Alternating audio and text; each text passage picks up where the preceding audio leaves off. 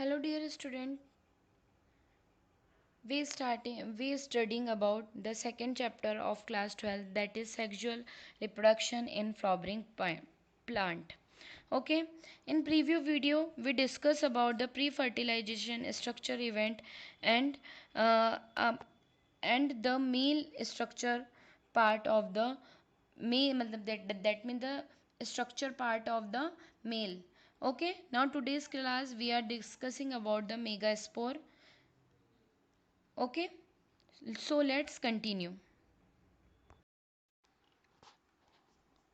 Hello dear student, in preview class we start our first chapter, that is sexual reproduction in flowering plant. Okay, at that topic we discuss about the male part of the flower. Now today's class we are discussing about pistil, megasporangium and embryonic sac. That means today we study about the female part of flowering plant. Now, we are talking about the pistil megasporangium embryonic sac. That means gymnosperm may consist of single pistis that is called monocarpals. Okay, or more than one pistils that is called multicarpal, or they also called polycarpal. Now, which may be fused and free, for example multicarpal and syngeripes pistil pairs. Multicarpals and apocarpus pistil miscellaneous. Each pistil has three parts of stigma, style, ovary, inside ovary cavity. The placenta is located inside the ovary cavity and megasporangium arrive from the placenta.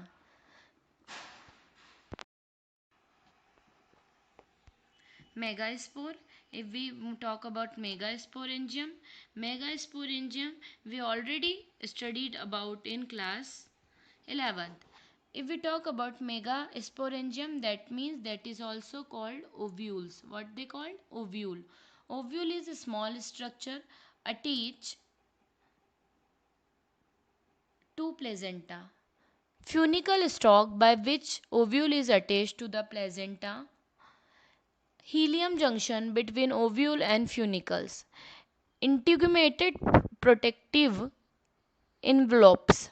Micropyle small open at the tip of ovule into the where the pollen tube enter. Chalaza basal part of the ovule and the nucleus mass of each enclosed in the integumented has abundant food reservoir. See the diagram. See the diagram number D. There is a open part that is called helium. Then under that there is a small pore like opening that is called micropyle, and the inner side it's see this is a embryonic sac, and um, outer side of embryonic sac nucleus are present. The inner membrane is called inner integument and the outer membrane is called outer integument. Okay, now we are discussing about megasporangies.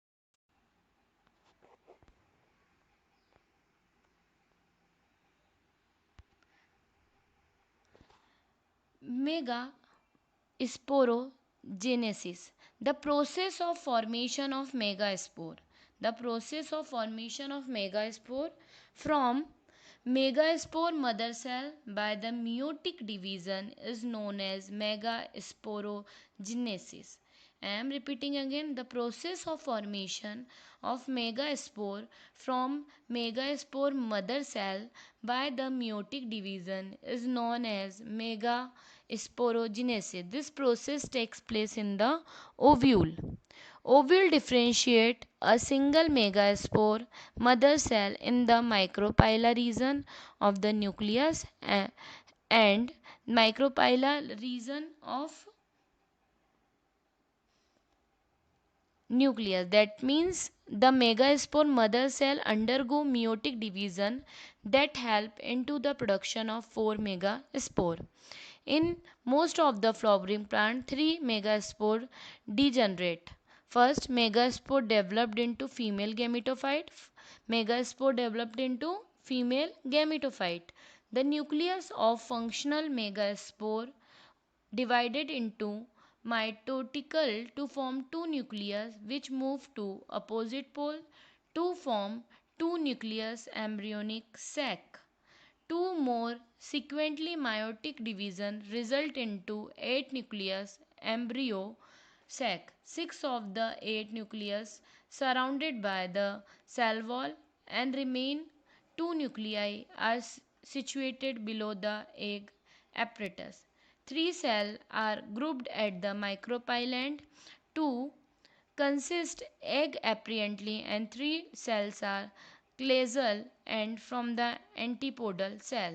At the maturity, embryonic sac is 8 nucleated and 7 celled structure. See in the diagram, this is the maturation form of the diagrammatically maturation of embryonic sac. See the diagram number, see the mature form. Okay, they are growing mother cell, and this mother cell is divided into, the mother cell is divided into 8 nucleus and 7 celled cell, and the antipodial cell are also present in 8.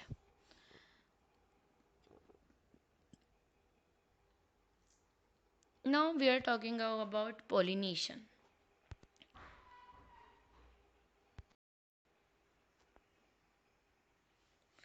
Pollination. If we talk about a pollination, you all are aware the what is pollination? The transfer of pollen grain. The transfer of pollen grain from anther to stigma is called pollination. Okay, pollination, the transfer of pollen grain from anther to stigma is called pollination. Firstly, we talk about the autogamy, the transfer of pollen grain from anther to stigma of same flower. When flower there is a, and the pollination has been divided into three groups. Okay, we talk about the type of or kind of pollination. We are talking about first one, that is autogamy. If we talk about autogamy, that means the transfer of pollen grain from another to stigma of same flower is called autogamy. First one, if we talk about autogamy, it is further divided into subgroups, that is clastogamy. Clastogamous, the flower which do not open. Clastogamous flower are autogamy as there is no chance to cross pollen and landed on the stigma. The clastogamous flower produce a sure seed set even the absence of pollen grain. Such type of clastogamous type of pollination occur in Auxilia and Commelia. Auxilia and Commelia. Now we are talking about the second one, that is Chasmogamous. What we talk about? Chasmogamous. Exposed anther and stigma. Exposed anther and stigma. Okay, this is a type of autogamy. Now we are talking about the second one, that is genetogamy. This is the second one, that is genetogamy. Genetogamy, the transfer of pollen grain from anther to stigma of different flower of same plant.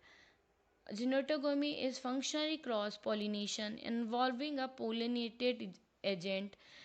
Genetically, it is similar to the autogamy since the pollen grain come from the same plant. The third one is xenogamy. Xenogamy. If we talk about xenogamy, the transfer of pollen grain from anther to stigma of different flower of same species. I am repeating again. Transfer of pollen grain from anther to stigma of different plant from of same species. Agent of pollination, that means which agent are responsible or help to the pollination. Agent of pollination including biotic and abiotic factor. Abiotic, that means water, wind, etc. Biotic, insect, butterfly, honeybee, etc. The large number of pollen grain are produced by plant using abiotic mode of pollination, as most of the pollen grain are wasted during the transfer. Now we are talking about adaptation of flower from pollination. What type of adaptation show? Different flowers show different type of adaptation. If we talk about pollination, that means the adaptation by the wind. Okay, by the wind. That means pollen grain light, non-sticky and winged. Anther well exposed, stigma large and feathered, feathery, flower one ovule arranged as a inflorescence. Such type of wind pollination occur in corncob, cotton, date palm. The next one, water pollination. Water pollination, such type of pollination, bryophyta, pteridophyta and algae. This three category water pollination. So, pollen grain protected by mucilaginous cover. Okay, that means by water is covered by mucilaginous cover. Now, and such type of pollination occur in freshwater plant like Vallisneria, Hydra, seagrass, etc. The main features of wind and water pollinated plant are produce pollen grain in large number, do not product, produce nectar. If talk about nectar pollination, the flowers are large, colorful, fragmented, rich in nectar. Okay, that means insect also show the pollination. The flower the insect pollination have following character. Flower are large, colorful, fragment, rich in nectar. Pollen grain are sticky. Stigma is also sticky. Certain rewarded to pollination. Nectar and pollen grain are foodie, provide a safe place for laying egg. Such type of pollination are yak and etc.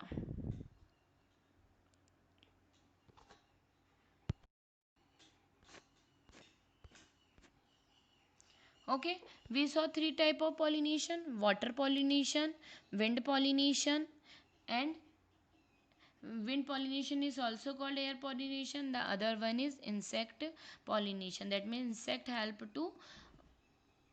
in the pollination process. Now we are discussing about the outer breeding device. That means the various mechanisms take discourage of self pollination and encourage cross pollination, as continued self pollination led to interbreeding. Depression it include are called outer breeding. Now we are talking about outer breeding.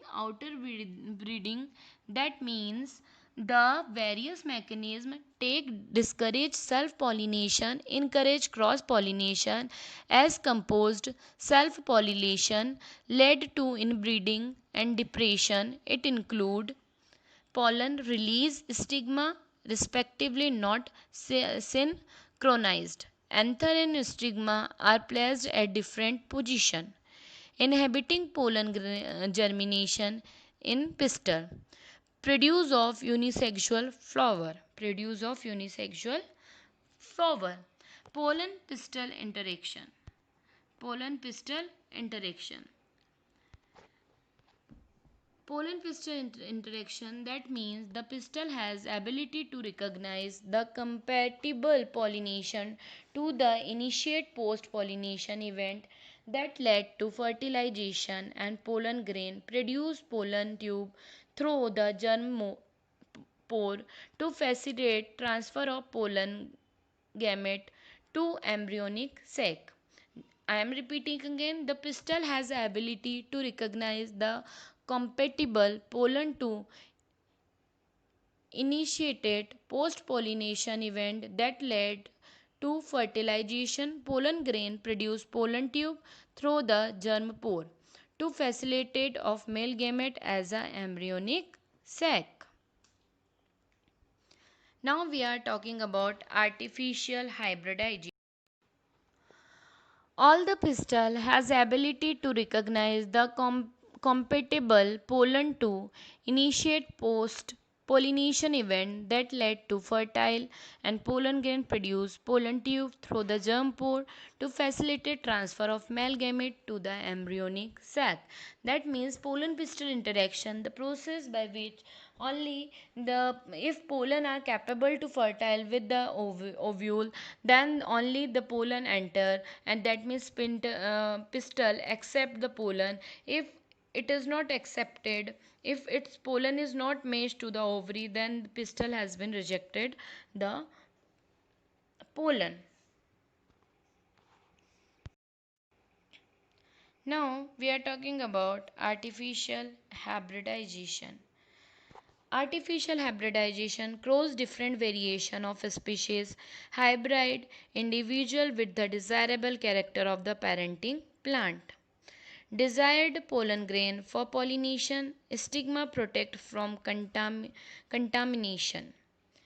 Emulsion, emulsion, that means removal of anther. The removal of the step in which the removal of anther is called emulsion. Now the next one is bagging. Bagging, that means flour covered up bag made up of butter prevent contamination of stigma from unwanted pollen. Flour covered bag made up of butter prevent contamination of stigma from the unwanted pollen. Baked flour attain respectively mature pollen grain, dust on the stigma, and rebake fruit all allowed to develop. Now, in our next one, we are discussing about the post fertilization event. In our next class, we are discussing about post fertilization event, in which we are also discussing about the double fertilization. Okay, class, till that, have a nice day. Goodbye. We meet again in our next session.